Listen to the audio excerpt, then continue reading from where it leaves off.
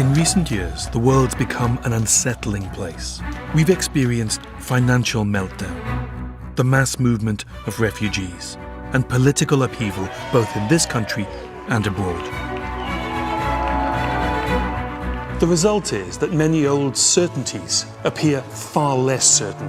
And history shows that in troubled times, people often turn to someone who promises they can fix all the problems if only they're granted supreme power.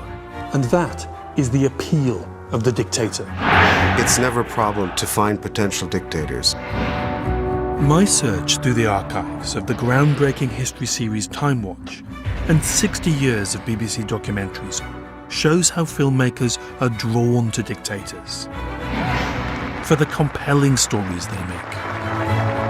Who will fight for me today? I'll see how television analyses the strong men of ancient history and the modern dictators who use the moving image as a means of control. There's a famous saying that power tends to corrupt, and absolute power corrupts absolutely. I'll examine the rise and fall of the most recent dictators, followed by television cameras in ever closer detail. Some believe that once in power, he had gone mad. So why are dictators such an object of fascination? And does our fascination feed their power?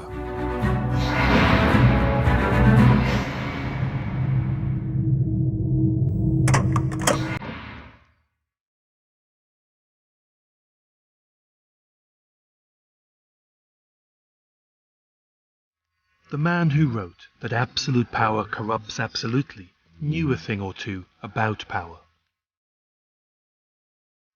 He lived in this grand country house, Aldenham Park in Shropshire. A fine place to think about dictators old and new. It's the home of Sir John Dalberg Acton, Lord Acton. A politician and an influential historian, he's now chiefly remembered for that one compelling statement uttered in 1887, 130 years ago. Not many people, I suspect, are aware of the line that followed that famous quote. Great men are almost always bad men. Lord Acton was not somebody who minced his words. But what I'm going to explore through the film archive is why those who are bad and corrupt are so watchable. Hitler alone has been the subject of thousands of films, documentaries, and books. But then, the brilliance of the Nazis was to realize very early the compelling power of imagery in selling the concept of dictatorship. The first question I want to explore is how did our earliest dictators define the brand and project their image before the days of mass media? They're promising to make Rome great again, which has a familiar ring to it. Ancient Rome were the coins. It signals to the population that there is a single person, a single face who embodies power, who embodies the state. A dictator, Julius Caesar would almost certainly be included in any list of history's great men. He's a rare example of the modern-style, crowd-pleasing dictator, before the era of mass communication. I would like to define dictators as a phenomenon of the modern age. What's typical of dictatorships is that the source of legitimacy is the people. You at least have to be able to claim to be from the people, loved by the people, and so on, not just from a single group in society, an elite, the aristocracy. No more divine right. So bearing that in mind, I need to fast forward to the 20th century. And the most mesmerizing dictators of all, judging by the sheer number of films in the archive. The man who taught Hitler the techniques of mass manipulation was Italy's dictator, Benito Mussolini. The first of the modern dictators, the leader, duce, if you like, of Italy. introduced, in a sense, the modern conception of dictatorship which claimed, at any rate, to spring from the people, not to be imposed from above by a monarch. Mussolini was the first to exploit brand new mass media. Through radio and film, he could speak not just to a crowd, but to an entire nation. His dictatorship was the dictatorship that in many ways created the stock images and the elements that were then imitated and changed and amalgamated by other dictators that came after him. It was very much controlled, orchestrated. The way in which his chin was portrayed as protruding and seeming particularly forceful and so on, that was all part of the plan because it symbolized male will.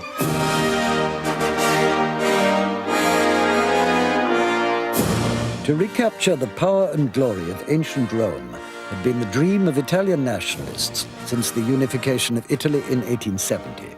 50 years after the outbreak of World War II, filmmakers examined how far Mussolini was to blame.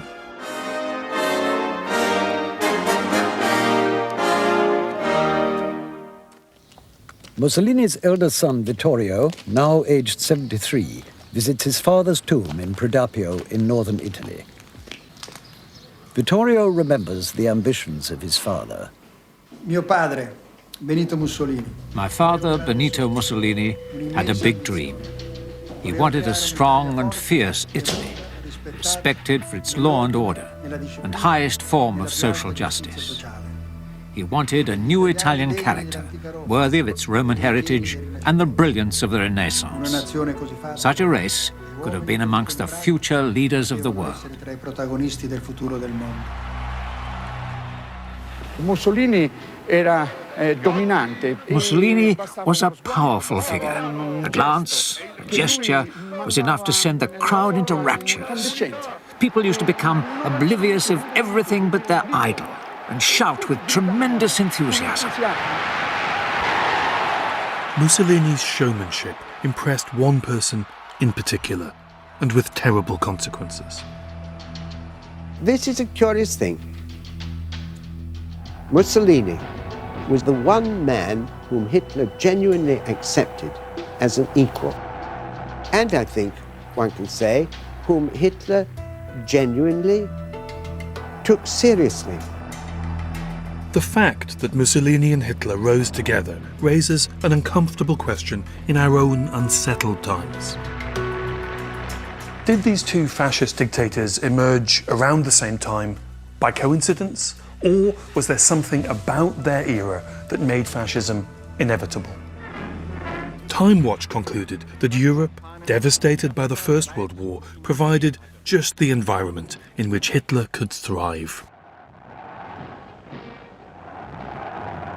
In 1919, he was given the greatest opportunity, that is, to enter politics. Politics came to Hitler, Hitler didn't find politics. Hitler, now a political instructor in the military, was sent to an army camp near Munich. It was here that he gave his first political speech, blaming the Jews for the country's ills. This was the beginning of one of the most notorious political careers in history.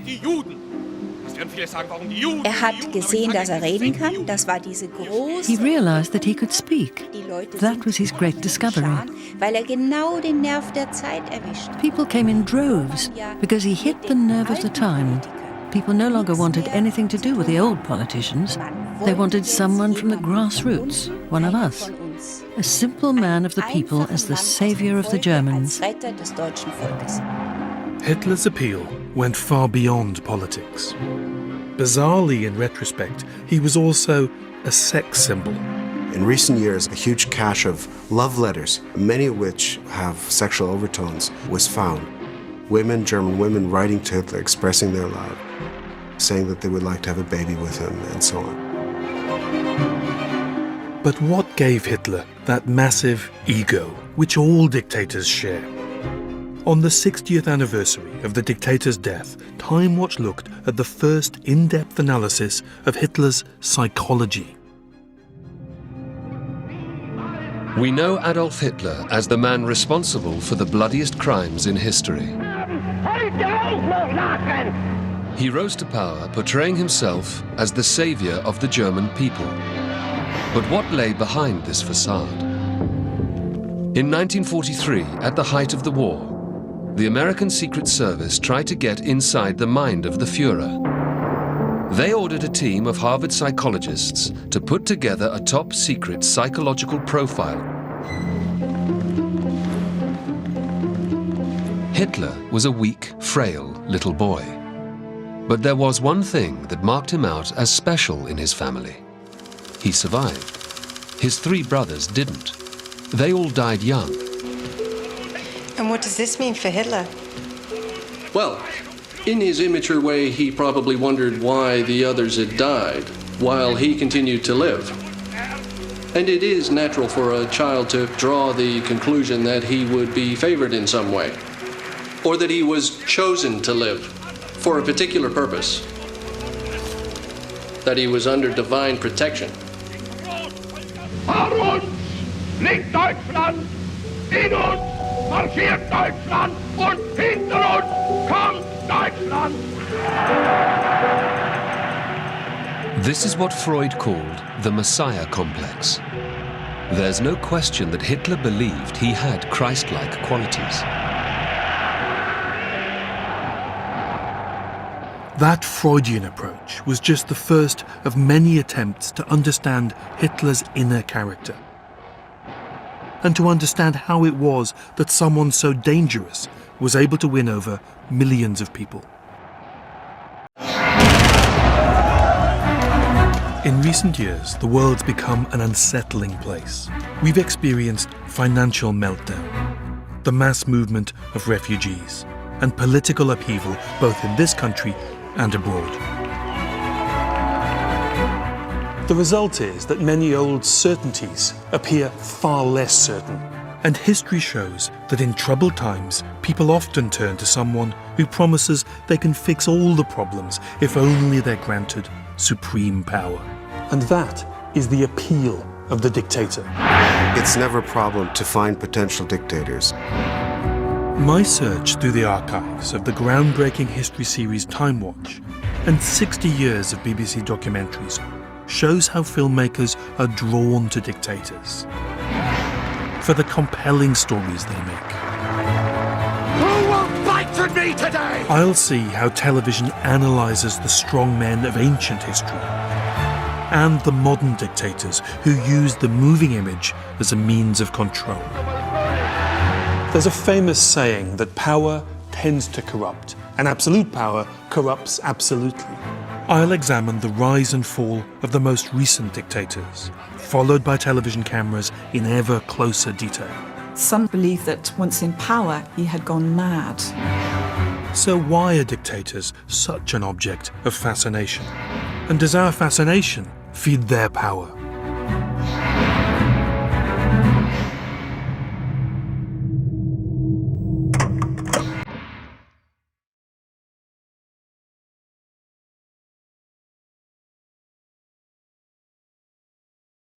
The man who wrote that absolute power corrupts absolutely knew a thing or two about power.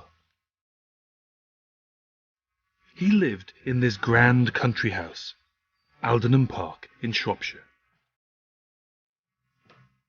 A fine place to think about dictators old and new. It's the home of Sir John Dalberg Acton, Lord Acton. A politician and an influential historian, he's now chiefly remembered for that one compelling statement uttered in 1887, 130 years ago. Not many people, I suspect, are aware of the line that followed that famous quote. Great men are almost always bad men. Lord Acton was not somebody who minced his words. Capital Havana to investigate. In every street of Havana, the revolution is proudly advertised. Commerce and industry, so much of it American-owned, has been taken over.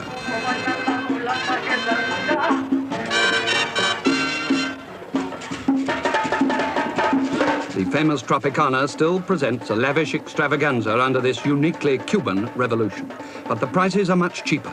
the clientele is much less exclusive and the dancing girls not quite so expert.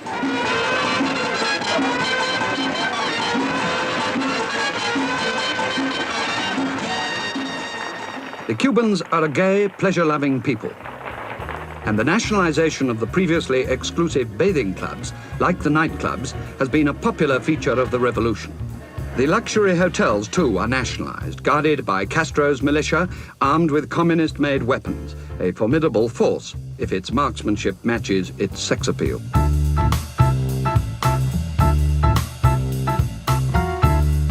Robin Day's report gives a sense of how this story ticked all the boxes 56 years ago. Revolution in an exotic setting. Panorama soon returned to the matter in hand. Castro is a huge, powerfully built man who impresses by his physical size and strength. He's a man of stupendous energy who hardly ever sleeps. He should not be dismissed as a crackpot or a clown. He impressed even the New York Times reporter as witty, erudite, and skillful. He's an object of fascination everywhere he goes. Fidel Castro did become a kind of poster boy for revolutionaries around the world. He did have a tremendous charisma. He was a very big, tall man. He had a very impressive manner. And of course, he actually recruited a lot of people to his cause, including Americans, including quite a lot of people who certainly weren't communists. Panorama's film appeared shortly after America's botched attempt to retake Cuba, the Bay of Pigs invasion. So in 1961, Cuba was the hottest spot in the Cold War, and Castro took full advantage of his status as a leading player. Castro's conducted tour is not only to show us the support he has among the Cuban people and what he is doing for them, he has other sides to show. He takes us to the scenes of his triumph last April, when the invasion launched against him collapsed. He shows us the wreckage of an American B-26 plane, supplied by the Americans to the invaders and shot down by Castro's forces. This is a moment as satisfying for Castro as it is humiliating for his American guests. Nearby, he conducts us to a house destroyed by a bomb from the invading force. Castro says that the ruined building will be preserved as a memorial. You are regarded in many quarters, Dr. Castro, as a communist. Is this true? We are building a socialistic society. That is before communism. Do you regard yourself as a neutral in the Cold War? Why are you thinking in war? I think that the best thing for peace is thinking in peace. I am with the peace. You obviously have a great deal of support among the people of Cuba. The people in Miami, Americans, say that you started a revolution to bring in democracy, and you have not done so. Do you believe that there is no democracy here? I am sure there is more democracy I'm asking you a question. than that in the United States. The most free man you can find in all America is the Cuban man. But through the 1970s and 80s, Castro's people had to struggle with the reality of living next door to Cuba's bitter enemy, the USA. America tried to strangle the island's economy with economic sanctions. Many Cubans fled, saying Castro had created a regimented, dictatorial, one-party state.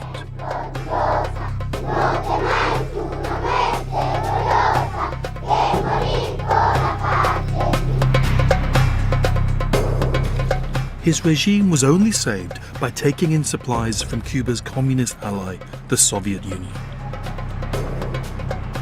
But when communism collapsed in 1990, it seemed that Castro must fall.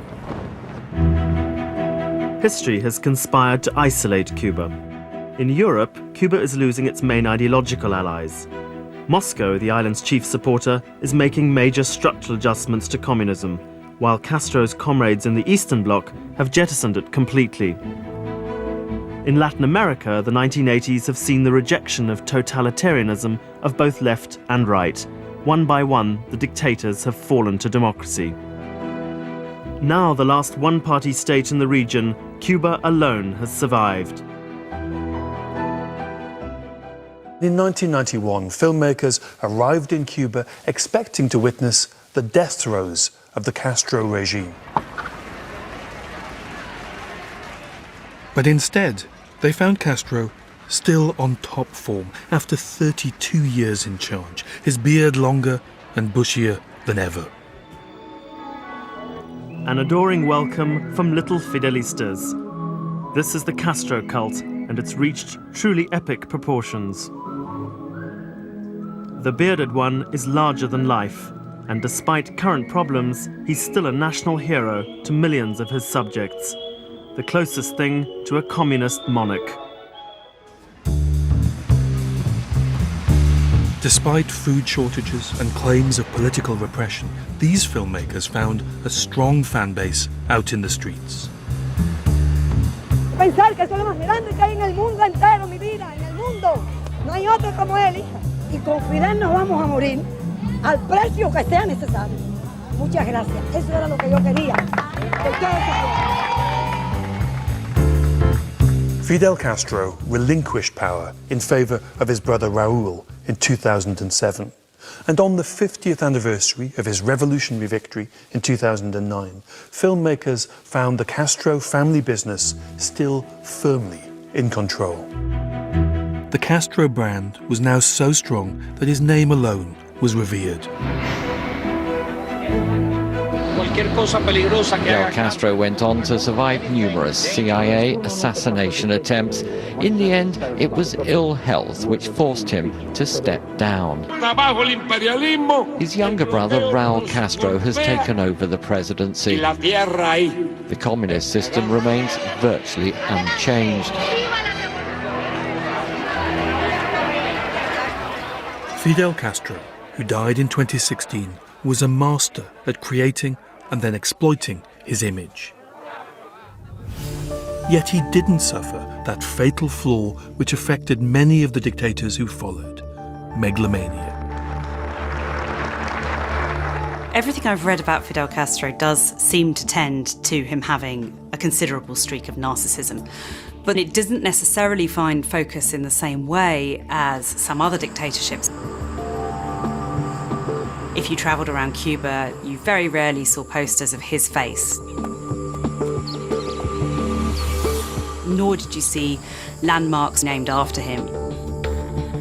He wasn't so obsessed with creating himself as a cult, but he was obsessed with the idea that he, Fidel, was authentically the voice of Cuba. Castro lived to an old age, still firmly in charge.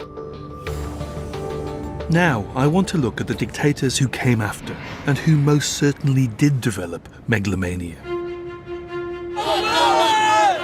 Their fall, when it came, was violent and dramatic.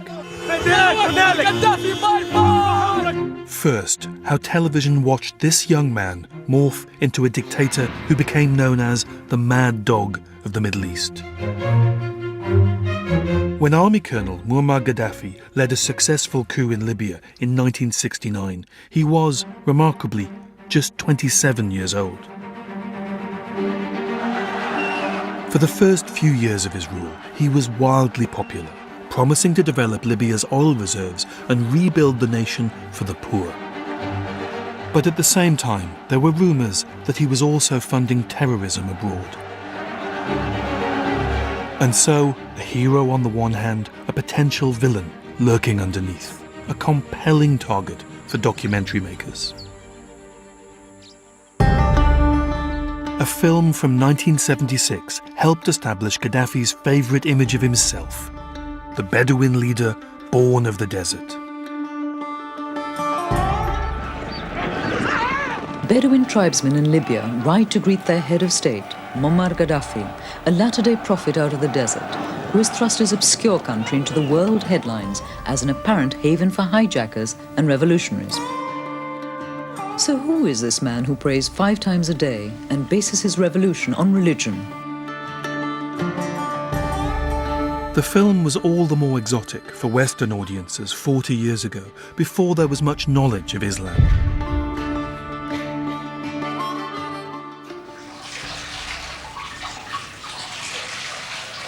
Like all good Muslims, Gaddafi's day starts at dawn with prayer.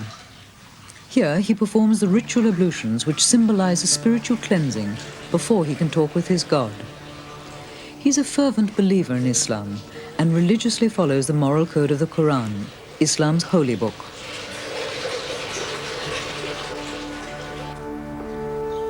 "7 a.m. Breakfast is a simple meal. A glass of milk, coffee and a piece of bread.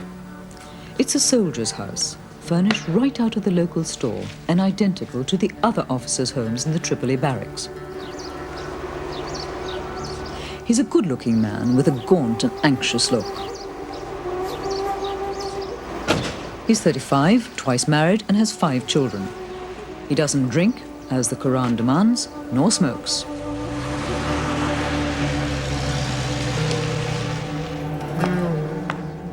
By the time this film appeared, Gaddafi was already being accused of funding international terrorism.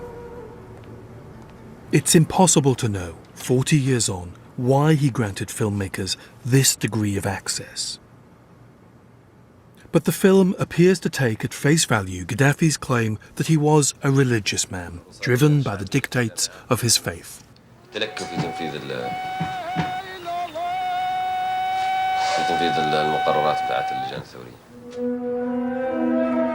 To understand the man, you have to trace his roots, and they grew here, 600 miles from Tripoli, in the burning desert of Sirte.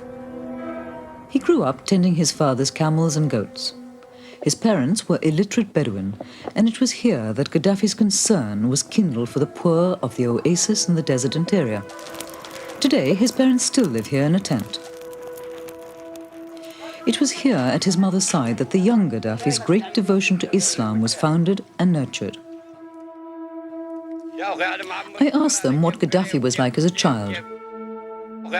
His father said that he was a pious little boy who never forgot his prayers. It's impossible to watch this film and not see Gaddafi's early charisma. But as well as burnishing his image, the filmmakers were prepared to ask some difficult questions. You say you are a religious man. How do you square your conscience when you give arms and money to freedom movements who deliberately blow up innocent people like the IRA bombing a supermarket in Belfast? There is a clear difference between supporting the just cause of nations struggling for their freedom and liberation, between that and terrorism. And it is one of our basic principles to support nations that are struggling for the sake of their freedom, to support those exploited and oppressed, be they in southern Philippines or in northern Ireland. We support them morally at least. Many people allege that there are in fact political prisoners in Libya and that they're tortured. Is this true, sir? This is not true. The question itself is incorrect. To say many people is not true. You could say some people say, but many is not true.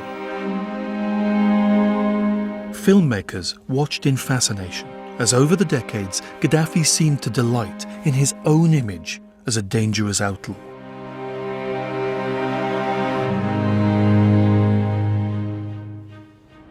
An interesting aspect about Gaddafi is vanity, narcissism, and I think a lot of dictators share that feature. A lethal combination of aspects to personality.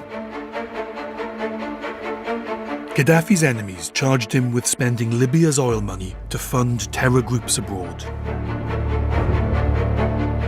In 1986, US President Ronald Reagan described him as a mad dog and bombed the Libyan capital Tripoli as a reprisal for alleged attacks on US citizens.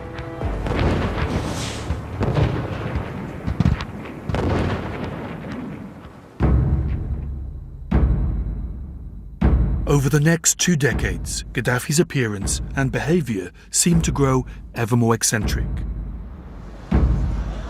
And his earlier denial of political repression rang hollow, as opposition within Libya was ruthlessly suppressed.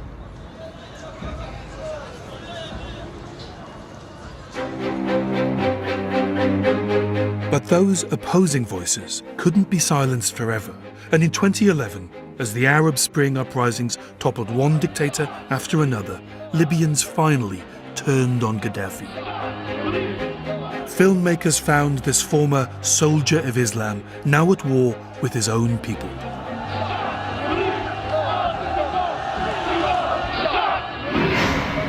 It's not by popular support he's become the world's longest-serving dictator. It's through terror. Gaddafi's forces were shelling the city despite claims of a ceasefire in Benghazi. It's Libya's second-largest city, where Gaddafi had put down protests before in a bloody fashion. It's very difficult for figures like Gaddafi to accept any kind of criticism when they have enjoyed such adoration, such absolute power.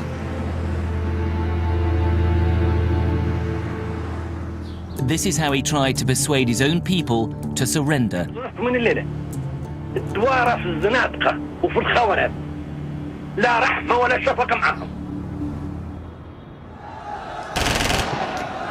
But they were empty threats.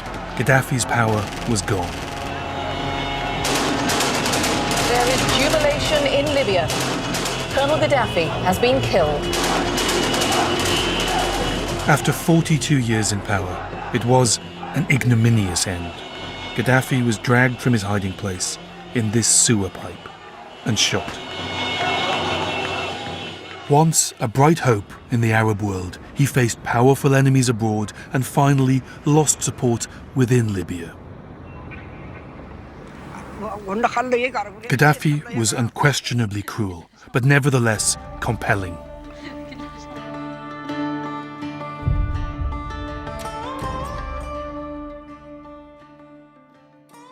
Television is able to capture that sense of advancing history like no other medium, and it's chronicled the rise and fall of another dictator in equally compelling fashion. This dictator was accused of far more than supporting terror. His critics called him a warmonger. A study of two films which bookended his life show that Saddam Hussein was at war for much of that time. Until Panorama went to Baghdad, Iraq's president Saddam Hussein had never given a television interview to a team from the West. He'd ruled Iraq for 2 years when, in 1981, Panorama gained exclusive access and introduced this new figure on the world stage.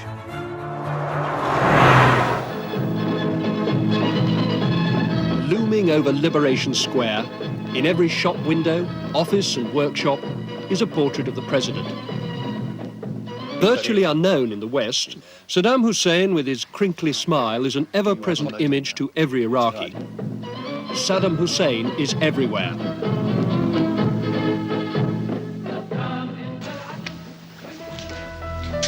Saddam allowed the cameras in because, in 1981, his fighting spirit made him popular in parts of the West. He was at war with neighboring Iran, an enemy of America.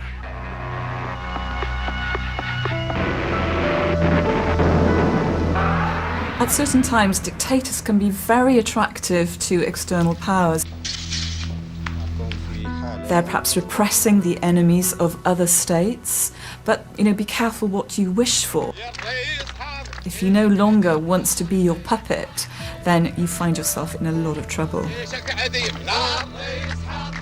Saddam was keen to show his softer side. The camera followed him to a poor farming village. Saddam works tirelessly to make himself at one with the people. He promises this village a school and electricity. And because all this is broadcast on national television, the president's bounty can be seen and admired throughout the land.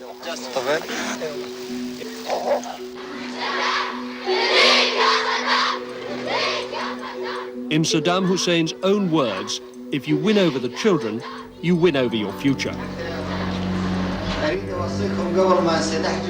Sitting at a school desk, he talks to the children about keeping their classroom clean. Even at this early stage in his career, Saddam was rumoured to have murdered many political rivals. When filmmakers tackled Gaddafi on the same subject, he was guarded, but Saddam Hussein was brutally honest. Should political opponents be subject to torture and execution? للإعدام وللتعذيب. نعم. Yes. It calls for it to be subject to execution and to torture. In accordance with the law, we say he who collaborates with a foreign party is sentenced to death. British filmmakers would never again find Saddam quite so amicable as they did here in 1981. But for the next 25 years, he fulfilled for the West the role of evil dictator. Secretive, cruel, and ruthless.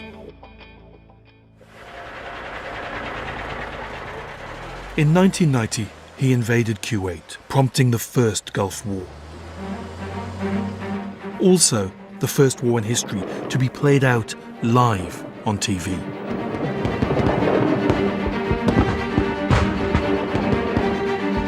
He survived that encounter, but by 2002, America and her allies were shaping up for a final showdown. Filmmakers returned to Iraq. Though they found the posters had been updated from 20 years ago, Saddam remained an enigmatic figure.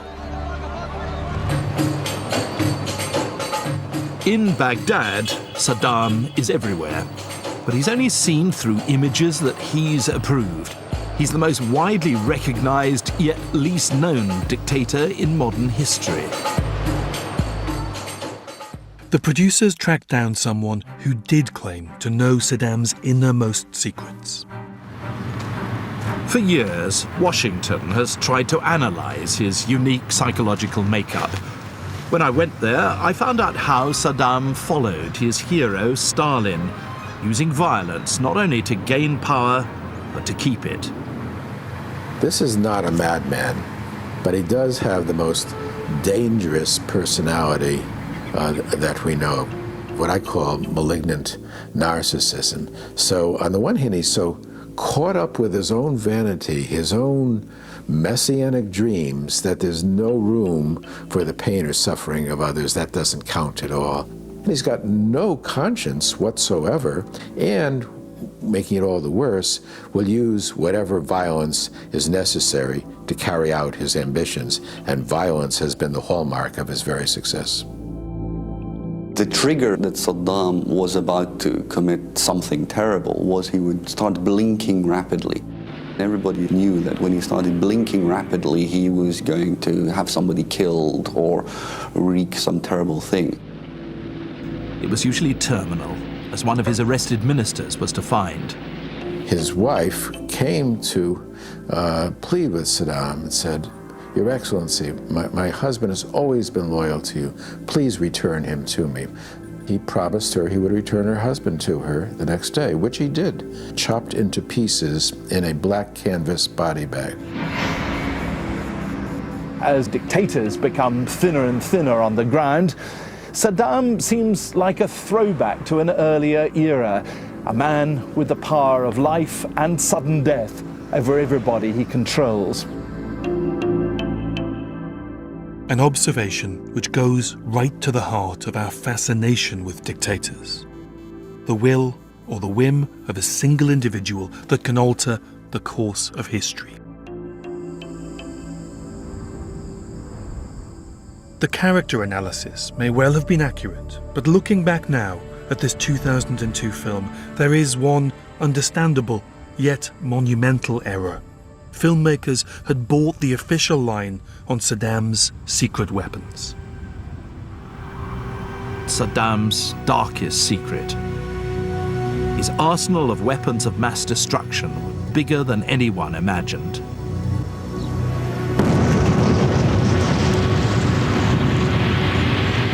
Saddam's nuclear, chemical and biological weapons program absorbed Iraq's resources for 30 years. Would he use weapons of mass destruction if he was threatened? I believe that if Saddam Hussein felt that his end was near, he would use these weapons. And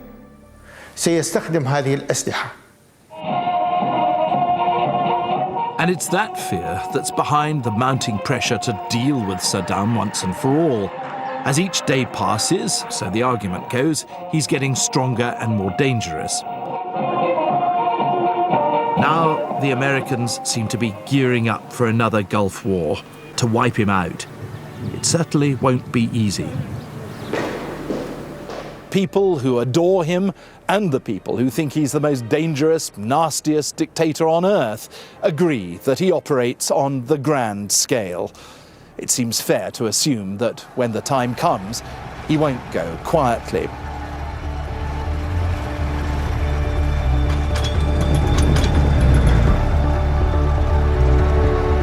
Iconic images record Saddam's overthrow.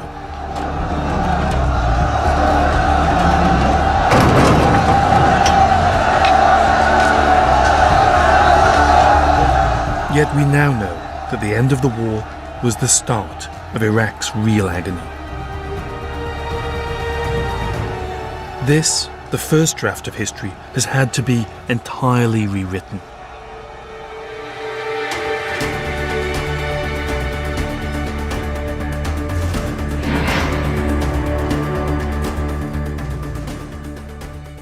Saddam Hussein was discovered hiding in a cellar. He was tried, then hanged in 2006, still insisting he be addressed as His Excellency, the President.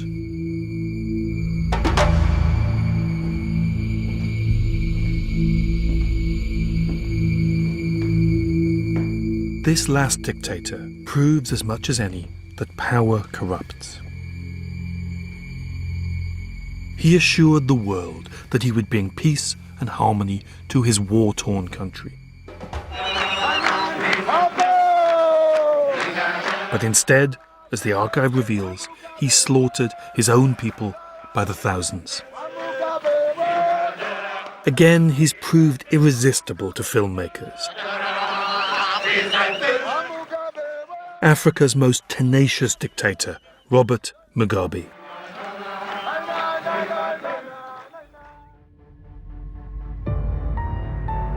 In 1979, the former British colony of Rhodesia was still ruled by a tiny white minority, and they were engaged in a brutal guerrilla war against African freedom fighters.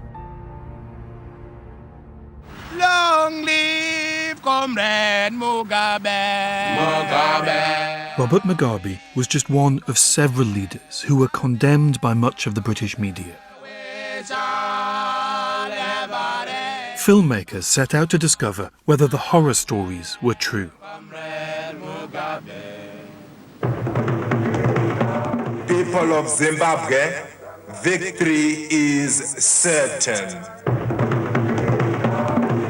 Maputo, the capital of Mozambique, which now plays host to the largest, most secretive guerrilla army operating against Zimbabwe Rhodesia. Its leader is said to be a terrorist. He's so hated and feared that his fellow countrymen are forbidden to publish his name, Robert Mugabe. For so long spurned by the West and branded as the man who massacres the innocent, Mugabe is now a key figure. The image presented by the British press has been consistently hostile. I just don't care what they say, as long as I know I'm right. So they can say anything in their papers, damage me in every way possible, as long as the people I lead are behind me and approve of what we are doing. That's what matters. By the time the same filmmakers returned, just 12 months later, Robert Mugabe had emerged victorious from a peace settlement, the first prime minister of a new country, Zimbabwe. It looked as though peace and justice had come to the former colony. At least, that's how it seemed at the time. How long will these gentilities last? Is a one-party state just around the corner? No, it isn't. My party is virtually in control. There is no need for us really to think of a one-party state. This was going to be a new start. Robert Mugabe spoke the language of reconciliation. He actually thanked the Rhodesian regime. He said to them, "You have given me the jewel of Africa." So yes, there was huge optimism. But over nearly 40 years, filmmakers have chronicled his fall from grace. In 1985, filmmakers returned to meet Mr. Mugabe.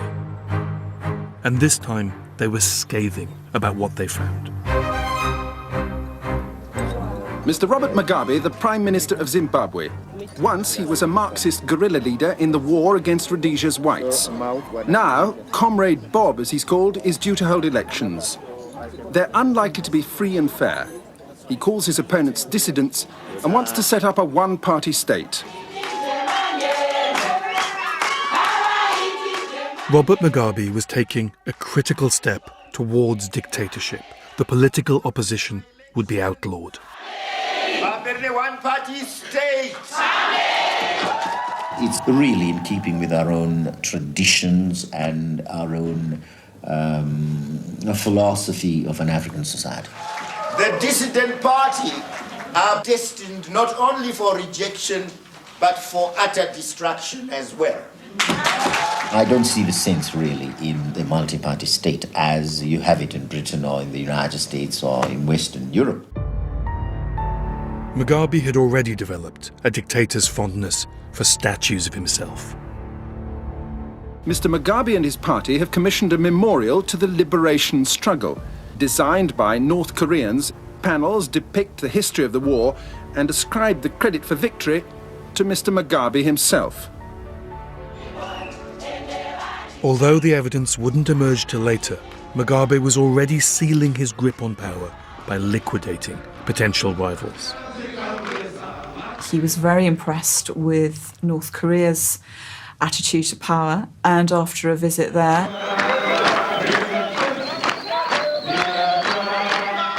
his army was tooled up and he sent a force into Matabeleland, and they committed terrible atrocities. BBC filmmakers returned in 1992 and found no sign of the earlier optimism. Partly the result of a catastrophic drought, Zimbabwe's farming sector was on the point of collapse. The economy was rapidly fading amid growing evidence of political assassinations. In the desperate search for water, disused gold mines are being excavated. At mines in Matabeleland, they have found water. They've also found human bones. So this is where the dead went during the reign of terror of the 1980s, when Mugabe's men marched into Matabeleland, killing, raping, torturing. Up to 10,000 so-called dissidents are said to have disappeared. With each bucket load, there was a macabre collection of human debris, femurs, ribs, pieces of clothing.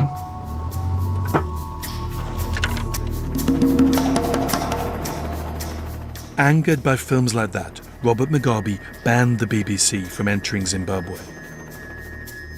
But in 2002, one team decided that conditions there had to be exposed. In the 80s, Mugabe's regime killed thousands and got away with it. Today, his rule is threatened once more. So we didn't get arrested. We're forced to film everything secretly. We're heading south, to a place the state won't even acknowledge exists. But the locals know only too well. The Central Intelligence Organization tortured and murdered here for months on end. There were a lot of people buried in the pits that were used as toilets. We used to fill them in when they were full and then dig some more. I personally saw at least 300 bodies.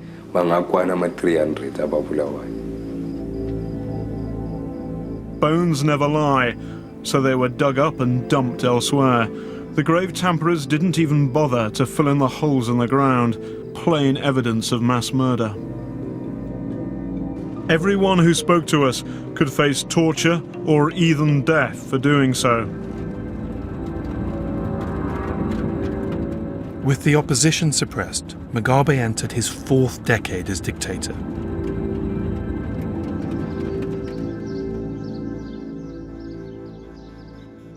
Robert Mugabe eventually lifted his ban on the BBC, granting a film crew access on his 90th birthday. Why he relented, it's hard to say. Perhaps to demonstrate that he is one of history's survivors. In Zimbabwe, birthday celebrations are underway for Africa's oldest and longest-serving leader. Excellence! Once the darling of the West, today, Robert Mugabe is considered a pariah.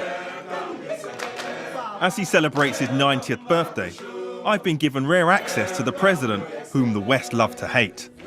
We meet again. Meet again, finally. In an interview, the president dismissed Zimbabwe's problems and focused instead on Britain. They've gone to the dogs. No respect. Countries don't respect Britain anymore. Rule Britannia, Britannia rule the world. Which world? Gone. Shame on them. It's a good question. What happened to Robert Mugabe? Some believe that once in power, he had gone mad. But is that a satisfactory explanation? I think with Robert Mugabe, he's always been in a situation of war. It just doesn't work if you've always been at war and your life is about fear, covering your back and taking out your enemy. Mugabe has followed the brutal rule that Julius Caesar ignored. One answer is, how could there not be? Larger-than-life figures, often charismatic, brilliant at manipulating the crowd, savvy at publicity. And in an age in which leaders rely so heavily on their television skills, it pays to remember that. It is fascinating how many terms have been invented over time to avoid using the label dictator. Terms like Führer, Duce, Generalissimo. Fidel Castro liked to call himself the maximum leader. Yet whatever they're called, dictators continually reappear. If we walk outside of the studio, we'll find a couple of Mussolinis, potential Mussolinis. I think it's never a problem to find potential dictators. It is possible. In these times of fear and insecurity, we can potentially see, I think, the appeal of a sort of postmodern dictatorship. It'll be interesting from a historical perspective, if somewhat worrying from a living through it perspective, to see whether, in fact, this new populism is compatible with democracy. Power corrupts. We'll always probably have dictators, but we'll also have ways, I think, of dealing with them. And I think we've got to safeguard all those things that we know will protect us against the worst side of human nature, and that is to cleave towards the powerful, charismatic father figure.